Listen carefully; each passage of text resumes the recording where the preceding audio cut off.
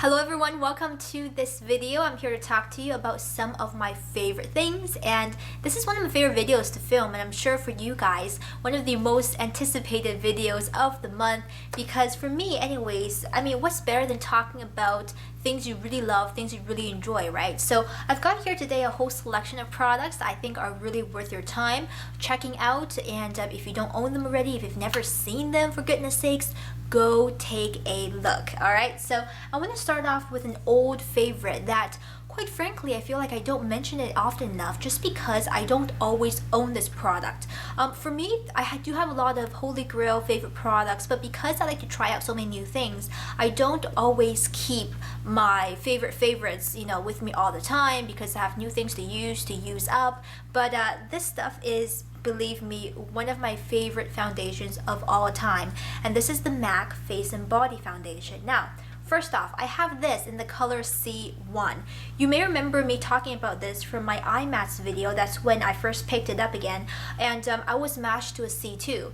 The issue with that is the neck and the face color. My face does tend to be a tinge darker than my neck, of course. My neck doesn't get much sun, but this is pretty much my natural skin color and, you know, everywhere else on my body. So I decided to go back, return the C2, and opt for the C1, which is a good match to my neck, and I just tend to kind of work with it on my face. But for the most part, beyond the coloring issue, this stuff has such a beautiful texture, and I've actually been using this for on and off for many years. And between this and the kind of Makeup Forever Face and Body Foundation, I think they're both wonderful, but the Makeup Forever Face and Body Foundation doesn't come out with that many shades, and that's my main issue. The color just wasn't perfect for me. This one, I think shade is good, color is good, and texture is a lot thinner, kind of a lot more of a fresh texture compared to the Makeup Forever, which is a gel consistency. Doesn't feel heavy, but it does look a little bit more on the skin than the MAC Face and Body. But altogether, actually, I was recently watching the Lisa Eldridge video in which she invited makeup artist Mary Greenwell to do a demonstration on pale skin. Hello, pale skin. You guys need to watch that if you're in the same boat as me. But she used this foundation and she actually just slapped it on, you know, on the skin. Instead of using a foundation brush, instead of doing all kind of fancy massage, dabbing, she just kind of like whack, and it was on. And I did that for the first time a couple of weeks ago, and it was perfection. It was so easy to build it up. I no longer have the issue of streaking, which can sometimes happen with a product like this. But you guys go watch that video. I'll link it down below. That's, I think, the best way to use this foundation, and it took me so long to finally learn that, but even more in love with it now than I used to be. So fabulous product, the MAC Face and Body. It is a sheer coverage, but gives you such beautiful looking skin. And if you don't have major problems or you're willing to use concealer, this is the best everyday light coverage foundation I've ever used. Pretty much, that's the end of the story. Now moving on to further face products, I've really been enjoying this Bourjois cream blush. I hesitated picking this up when it first came out on the market because in Canada we pay a lot for Bourjois products and they're kind of hard to find as well. They're definitely not drugstore level or high street priced in Canada, but I saw this over on ASOS.com when they were having 20% or 25% off of all Bourjois products, and it ended up picking this one for maybe $11 or something along that line, which I think was a much more reasonable price. Now this is the cream blush, color number 1. I don't think there's a further name, it just says color number 1, and very small, cute little packaging. I've seen a lot of British beauty bloggers talk about this from the UK, from across the pond, and you know, they swatch all the colors and things like that.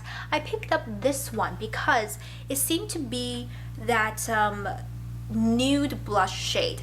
For example, I'm wearing a really dark or kind of intense lip today than what I normally would, and sometimes I do want to wear blush, but I don't want to wear pink blush, I don't want to wear a brick blush, nothing heavy, but I want something on my cheeks without looking like I have something on my cheeks, right? So this stuff is perfect for that, especially this color. This is quite of a silicone type of moussey texture. It is a creamed powder. It does dry to a powder finish on the skin ever so slightly, and I like using it with the Real Techniques what is this? Real Techniques contour brush right here, which is synthetic fiber. As you can see, that's the color on here. You do this, you kind of buff it onto your skin. You know what, I'll do a little swatch for you so you guys can see the color a little bit more intensified. So here it is, and I'll put it right here. But this is a lot of product, as you can see. Probably enough for both cheeks. So normally when I wear it, it doesn't look like much, but it just gives your skin a little bit more life back to it. So especially for those who do have pale skin and a lot of products, blush products tend to look very heavy, this might be your solution to an everyday nude type of blush. Then let's just keep on talking with kind of UK products. Rimmel eyeliners, the Scandal eyes, are and have been actually a favorite for many weeks. I just keep forgetting to talk about them. I currently have replaced my Makeup Forever Aqua Eyes, the black one, with this, the Rimmel Scandalize Waterproof Kajal, and this is just in the color black, I think. I don't think there's any other name for it. This is the black one, and these are quite affordable in the drugstore, although I do tend to wait until they go on sale. $3.99, that's a good price that you look out for. Shoppers Drug Mart. This stuff has such a creamy consistency and such a deep, rich color. I mean, just look at that. I think this shows for itself how intense this color is. And the Makeup Forever Aqua Eyes I do like, and I do really enjoy using that, and probably might go back to that at some point. But after a while, that stuff dries out and it becomes very hard to use. This has stayed emollient for a long time, and I can use this between my upper lash line, which is a place that tends to smudge a lot. And if you don't apply too much, you know, you apply a decent amount and then clean up any excess, this stuff stays on my eyes for a very long time, and it's very gentle to use for the inner waterline as well along your lower lash line. So I like this in the black, and then I also picked up the color right here called, I want to say this is called Taupe. Yes, 004 Taupe, in the same formulation, the Scandalize. And I'll show you the color. This is kind of like a taupey putty color, not quite a brown, but not like a bronze or anything, but darker than a blonde. It is taupe, that's what they're calling it, and I think it is absolutely beautiful. So what I like using this for is rimming the lower lash line. If I don't want to use something too intense, too severe, nothing like a black or even a dark brown, I will go for something like this in the taupe shade, which gives me definition, like a little bit smoky definition to my pale skin around the eyes, but nothing too intensive or overwhelming. So these two I think are beautiful, and you should definitely try them out if you haven't already, and I like them a lot, shall we say it that way. Then what shall we talk about? Well, keep going with the little things, shall we? Tweezerman tweezers. There's a story behind this. Now, I was sent the Tweezerman tweezers, and that's probably one of the only reasons I ever got to trying them. I've known them for a long time, heard about them, heard such great things, but for me, you know guys, I don't have that many eyebrow hairs. So for me, spending a lot of money on a pair of tweezers seemed a little bit questionable for me. However, once I tried them, I realized exactly why people like them so much. Now, do I think, you know, these tweezers are indispensable in my current routine? No, but do I think they're a really great product and well-made product? Absolutely yes. And if you do, you know, you are someone who uses tweezers a lot for your brows or whatnot, do consider investing in the Tweezermans. And I'll tell you why, and what won me over was the exact kind of very precise craftsmanship that goes into these tweezers. I like that they're small. I think these are the mini ones, but once I started using them and kind of investigated further into them, you can see here the point, which you can't see on camera, but believe me, it is so precise, and when it closes, there is not a hair of sort of mismatch going on. It is just like beautiful craftsmanship, and I can't say I've seen this in any other tweezers I currently own or have owned in the past. So for this purpose alone, I think if you do really need tweezers on a day-to-day basis, this is a good investment. And for me personally, I've noticed that this picks up the baby fine hairs that would take other tweezers, you know, 2 to 3 times to really get rid of. This stuff just is kind of magical in the tweezing department. So I do think it's worth your money if you are looking to invest in a pair of tweezers. And I gotta say, I'm kind of won over by the Tweezerman, so I've been carrying that in my purse as well.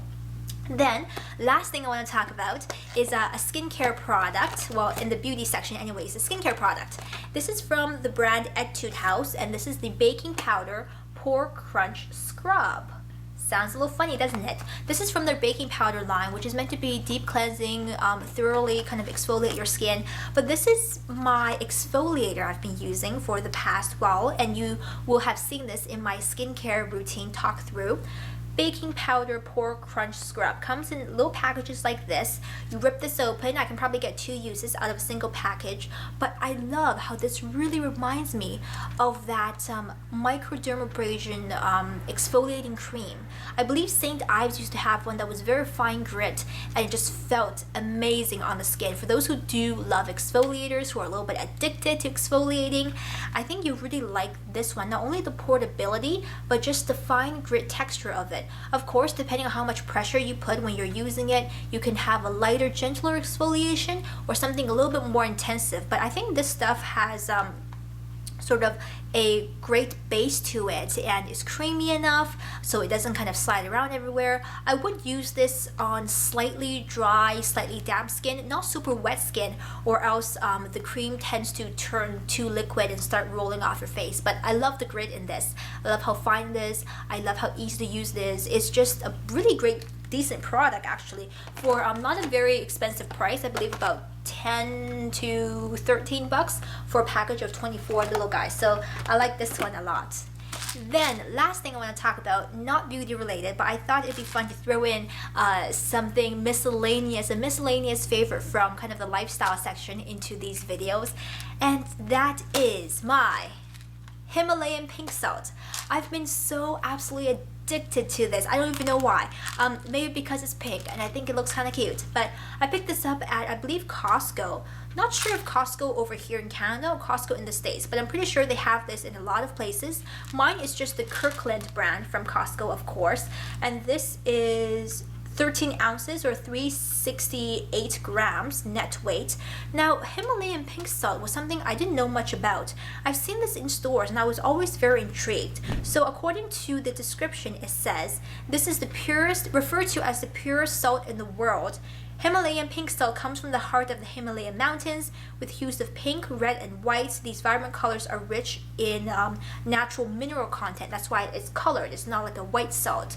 The table salt that you normally eat is very processed and is stripped of natural minerals and ingredients, which to a certain extent is actually healthy for you. So I've been loving this. It comes with its own little grinder right here that's adjustable, although I must say I really kind of busted the grinder a little bit because it was plastic. But this stuff is, I don't know, there's something about the taste of it that I love. It's a little magical. Like when I use this in my cooking, it tastes just a tinge different than if I'm using regular iodized table salt. But this is especially great if you're doing lighter dishes and you really want a little extra flavor without adding too many ingredients. I find this to be perfect. And sometimes, I will say sometimes, I do enjoy that it has a little bit of a grit to it when it's not completely mixed into my food, but I can kind of like taste it when I'm eating it in a salad or something. I'm so in love with this. So you guys, if you know more about Himalayan pink salt or good recipes to use this with, or just more background detail, leave me comments. All you foodies out there, I know some of you guys are hardcore foodies, but I've been really enjoying this one. I think you guys should definitely check it out if you're looking for a little different culinary explorations into your day-to-day life. So this wraps up my favorites video for this month. I hope you guys are doing absolutely wonderful. Please take good care of yourselves, stay warm out there, enjoy the last bit of sun during the end of the summertime, and I'll see you very soon. Bye-bye.